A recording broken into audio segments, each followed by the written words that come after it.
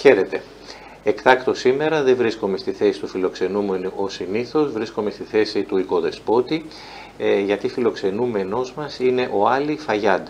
Ο Αλί Φαγιάντ είναι βουλευτής του Λιβανέζικου Κοινοβουλίου, είναι αντιπρόεδρος της Οικονομικής Επιτροπής του Κοινοβουλίου του Λιβάνου, είναι καθηγητής κοινωνιολογίας των θρησκειών και διδάσκει επίσης στο Πανεπιστήμιο της Βηρητού, είναι διευθυντής του Κέντρου Στρατηγικών Ερευνών και Τεκμηρίωσης της Χεσμολάχ και επίσης από το βιογραφικό του ξεχωρίζουμε ότι πολλές φορές δίνει διαλέξεις για θέματα του επιστημονικού του αντικειμένου στην Οξφόρδη, σε πανεπιστήμια της Ελβετίας και σε άλλα μεγάλα πανεπιστήμια.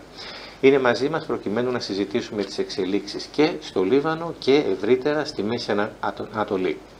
Welcome, Mr. Άλι Φαγιάντ. I wanted to ask you, the 2020 Beirut blast has been described as the largest non-nuclear explosion since the Second World War. Which are the social and economic consequences of the incident? The economic crisis in the country is very dangerous, and the explosion which happened in Beirut made the situation worst because it is destroyed a part of the city and it created a lot of social and economic problems for the people there. I'm talking about the economic crisis and social crisis in the country because you can imagine now, you can compare between our GDP in 2019 and now. It was 52 billions and now it is just 17 billions. And now 80% of the Lebanese people have a problem to find the main services in medicines, in food, in jobs, and in education.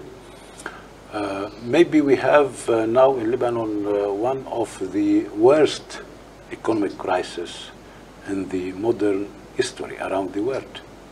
Yes, and unfortunately till now, after 4 years of the beginning of this crisis, till now the political Lebanese parties, the political class in general, didn't agree between each other to accept the recovery plan to put the crisis on the way to be solved. This is, I think, this is one of the main problems now in the country. How can Lebanon get out of this stalemate? I think, as you know, we have two huge blocks now, two alliances, divided in politics and divided in foreign relationship with the regional environment around Lebanon. But I think the rational way to find a solution for our problems, it is the way of the dialogue. Because among the political parties. I mean, I'm talking about the political parties now. And in our party, many times we announced our attitude and we invited the other parties to sit down on the same table, national table, and to discuss about the national issue, the strategic issue. And we invited them to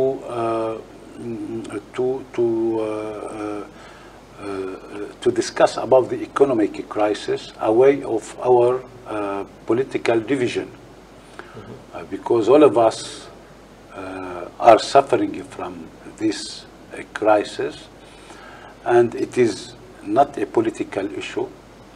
And we need to, all of us, to support the national plan to take the procedures and the legislations and the reforms, necessary reforms, to find solution to this problem and to end it, to to end it. But unfortunately, nobody dealt in positive way with our invitation. Okay. The European Union has decided to apply sanctions against Lebanon. What implications do you believe that the sanctions will have to your country?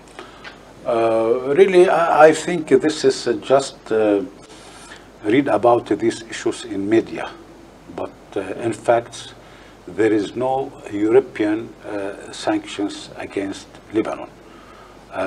They have decided to apply them, but they have not been we don't believe now. this will happen. Will happen. The Europeans are friends to Lebanon.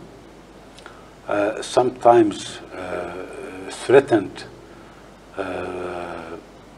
the politicians who are prevent to be solutions for the Lebanese problems to be sanctioned, but we think this is not serious, and we don't expect that the Europeans is going towards taking sanctions against Lebanon. We don't expect that. Until now, only 5 Arab countries have normalized their diplomatic ties with Israel. Why is the overwhelming majority of Arab countries against the normalization of their relations with Israel? Because the normalization is not normal. Why?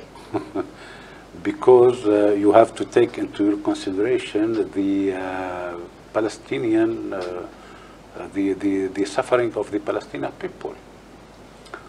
The Israelis are not serious to accept any kind of peace. We believe that is just a joke. There are between 6 and 8 million Palestinian refugees around the world. Most of them live in camps as poor people away of their homeland. And by the time the development is going towards more complicated, the Israelis working every day on the ground to change the facts, the demographic facts. May you give some examples? Everywhere. In How? Quds. How? In Quds. In Quds. They make the life of the Palestinian people there. They make it unbelievable. It makes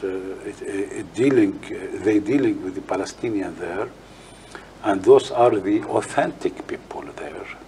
They born there and live there from hundreds of years. They push them out of their houses, and every day they prevented them to pray. They prevented them to transfer from street to street. Normally, the life there is not normal at all, at all. And So what do you ask about and Palestine? also you can take an image about the settlements everywhere. The Israelis every moment doing their best to change the facts in Palestine, In which way? demographically and geographically. Yes. In Europe, many times the critic against Israel is rejected, stigmatized, even penalized as anti-Semitism. Do you believe that anti-Semitism is the real motivation of the pro-Palestinian movement? We don't deal with these problems from this point of view. We are, as Arabs, we are in the origin, we are Semitism also, Semitic. And we refuse all the standards of this discrimination. We are not against the Jews as a religion. And this is not the facts of the conflict in Palestine. Israel is an occupied, they discriminate between the Muslim and the Jews, Arab and the Jews, and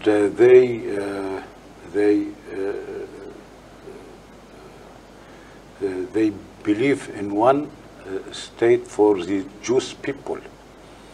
There is no future for the Arabs there. We fought the Israelis because those are colonialist, racist. They occupied Palestine. We don't fight them because those are Jews.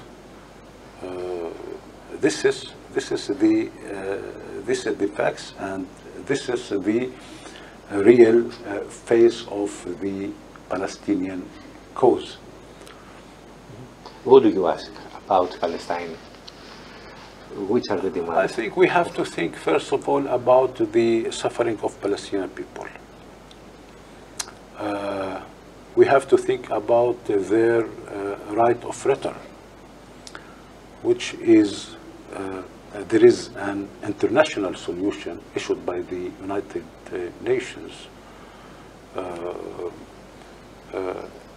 insist about the right of return to the Palestinian people. There is no way to find any solution away of the right of return completely to the Palestinian people. There is Palestine, and 8 million persons now, they are out of homeland, and they have full of right to come back, to return to their home. Mm-hmm. We have to begin to start to think about the Palestinian cause from this point. This is the point of launch. This is the point of the beginning. I understand it. How many Palestinian refugees are there now in Lebanon? What should be done in Palestine? If you believe that peace is possible in the Middle East without a Palestinian state? In Lebanon, there are two number of Palestinian population. Officially, there are more than approximately 400,000 of Palestinian refugees. But in the last statistic happened in Lebanon, the number is 175,000 Palestinian refugees. Why is there? Why? Because most of them went abroad. Because for many reasons, for human reasons, they have no job. The economic crisis is very tough for the Lebanese people and for the others who lived in Lebanon. I think this is the main reason, but surely less than 200,000 now. Mm-hmm. We are talking about the half of the number of the Lebanese population before 2 decades. The United States could claim that they have contributed to peace processes in the Middle East, providing the examples of the Oslo and Abraham Accords 3 years ago. Firstly, I would like a brief comment of yours on the aforementioned accords. And in general, how would you consider the role of the United States in the Middle East? First of all, I want to tell you something. The Israelis don't want the peace. It is just an empty slogan. All the facts on the ground is going in opposite way. And Oslo model and the other peace operations, we believe that this is just an empty speech. Without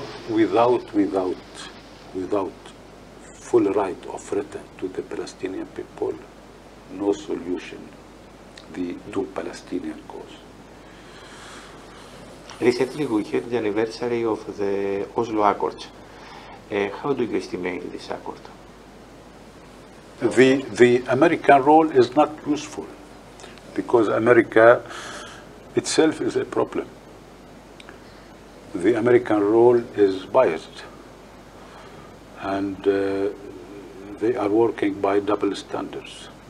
They support the Israelis, and they are against the rights of Palestinian people. So, for this reason, we cannot depend on the American role.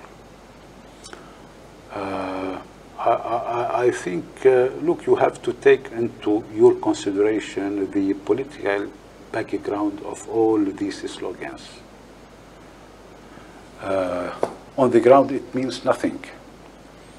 There is no problem between the Muslims and the Jews and the Christians to talk about the Abraham's estimation and something like that. This is not the point. This is not the problem. There is Israel's occupation to Palestine. Mm-hmm. There is apartheid. There is a new kind of colonialism against the Palestinian people. Here is the problem. Here is the problem. We have to talk about this point frankly, away of the empty slogans and away of this ideological approach which don't put the hands on the point. Thank you very much. Thank you for you.